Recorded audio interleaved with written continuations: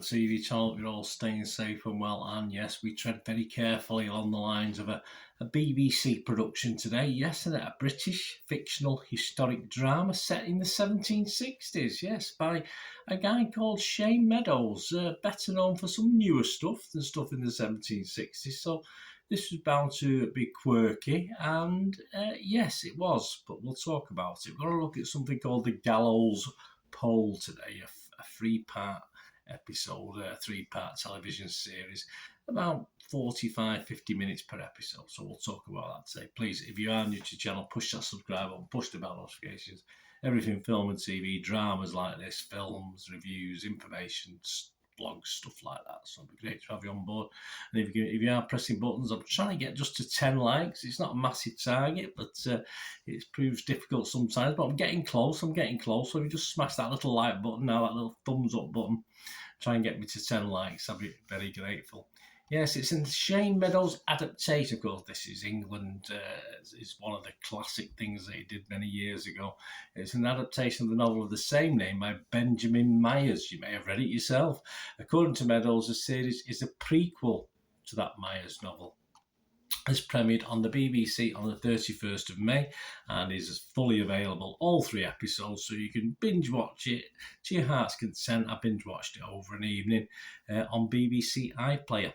What's it about? Well, the series tells a fictionalised story of David Hartley and the Crag Valley coiners at the onset of the Industrial Revolution in 18th century Yorkshire.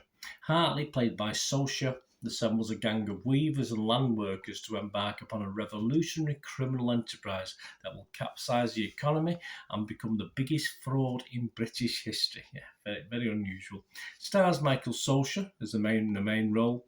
Sophie McShearer, Thomas Tougoose, there's a great name, Ralph Ineson, Samuel Edward Cook, Nicole Barber Lane, Anthony Welsh, Adam Fogarty, and Fine Time Fontaine. There you go, fantastic, brilliant name.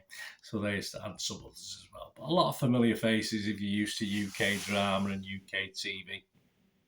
All these scores and comments, there's not a lot of critic scores out there. We've got a couple to have a look at. It's at the 5th of June 2023, approximately tea time, or I'm up north, you see. Tea time's about 5 p.m. at night. Yes, it's obviously dinner if you're posh, but up here in the north, it's tea time. Yes, so that's Internet Movie Database. 307 scores and reviews, so not a massive lot, but it's getting 6.1 out of 10.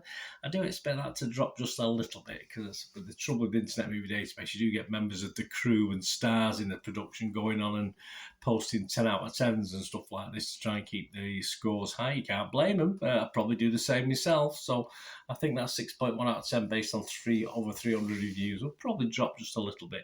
But Rotten Tomatoes audience, with no breakdown of it, but it's reporting an 80% positivity, so it might be a handful of critics, it might be 20, but it's certainly not many.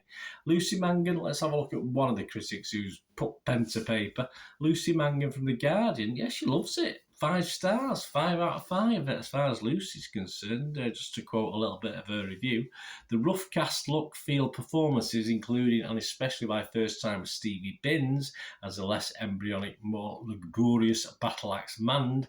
Other varieties of female characters do, I assure you, abound. Yeah, apparently there's not so many female characters in the books, but obviously, as I said, this isn't based on the book. It's a prequel to the book, so. Of course, he's allowing his imagination to go wild and have some very strong women, as you might expect. Shane Meadows to have some very strong women in this as well. Wit and earthy intelligence combined to make this a drama of rare quality, Lucy goes on to say. In every sense, it is funny, moving, enraging, shocking by turns, and always compelling, not to be missed. Lucy loved it. Yeah, I'll give you my view in a minute on what Lucy's opinion, which I don't quite agree. But on the other end, of course, Mr. Dom Robinson, Mr. Cheerful himself, who, yeah, I very rarely stumble across a review where he's happy. But this is what he had to say on his website, DVD Fever. He wasn't quite as impressed. This is so incredibly drawn out, he says, to the point that when there's a scene of 2 people sat down talking to each other, it feels like an amateur dramatics play that sold about 5 tickets, with most of the audience walking out as it goes on, rather than a prime time drama. Yeah, he didn't like it. How about me? Let's talk about me. As I said, there's a lack of other critics in this, so I can't really tell you. I said Rotten Tomatoes, there's no breakdown of that positivity, 80% positivity.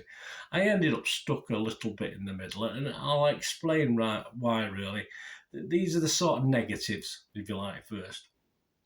I can't really get past the poor acting. I mean, I appreciate Shane Meadows, and he does, certainly in This Is England, you saw a lot of new faces that you weren't familiar with, and they're not the greatest actors, but there's a lot of established actors in this, and still the acting throughout is just a little bit poor.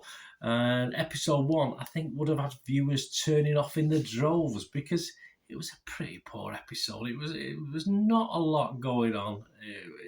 The script at times, and all the way through, it seemed a little bit made up, perhaps a little bit more in episode one because you weren't used to some of the characters. And I have no doubt some of it, Shane Meadows probably said just make up as you go along because that's how it feels, that's the feel of it. But I think the poor acting talent generally on show made this seem much the case. So, as I say, I've not read anywhere about whether it was unscripted in parts, but it did have that feel to it, which sometimes works. But it probably works with a better acting team than we get for this. A lot of familiar faces, as I said, which is why in the main it's not very good that the acting isn't brilliant. Not all disappointing, of course. I'll give you a couple of reasons or a couple of actors. I'll name names. I'll put me at the parapet. Michael Socha, of course, is the lead in this.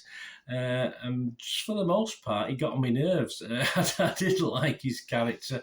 And of course, his character is the key to the whole story. If we can't invest in this character, that's not a great start. But on the other side of it, because I'm going to start talking some positives, it's not all negative, this one.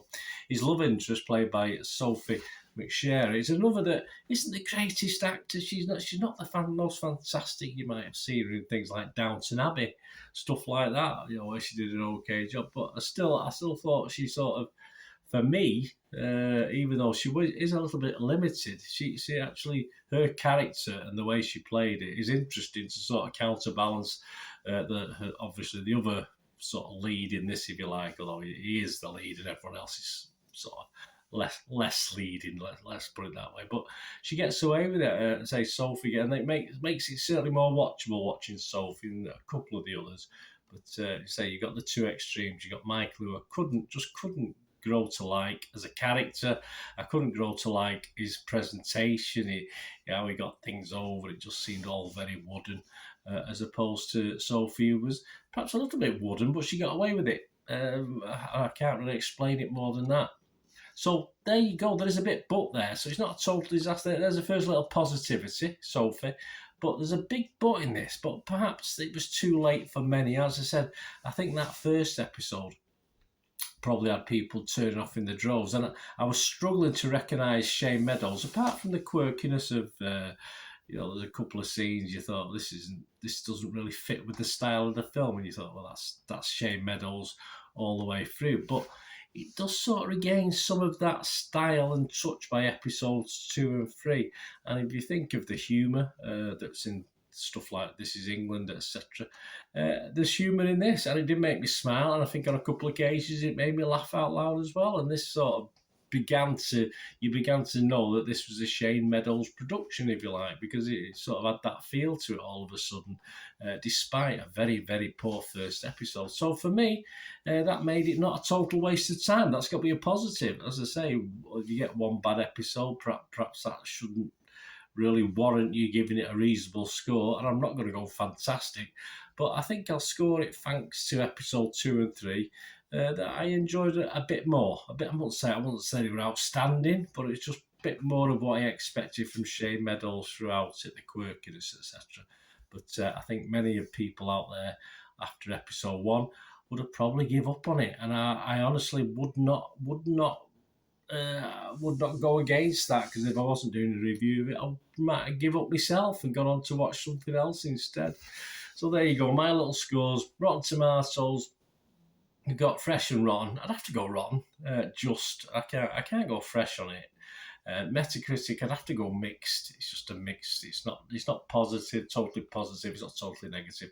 And yes, I am going to give it a score. So I'm going to give it my bang in the middle score of just 5 out of 10, on the basis that episodes 2 and 3 at least made me laugh. And as I said, I enjoyed watching Sophie's performance in this as well. So I'll give it a 5 out of 10 for that reason. But I fully understand, guys, if you said, what you're on about, Bernie, this is 1 out of 10.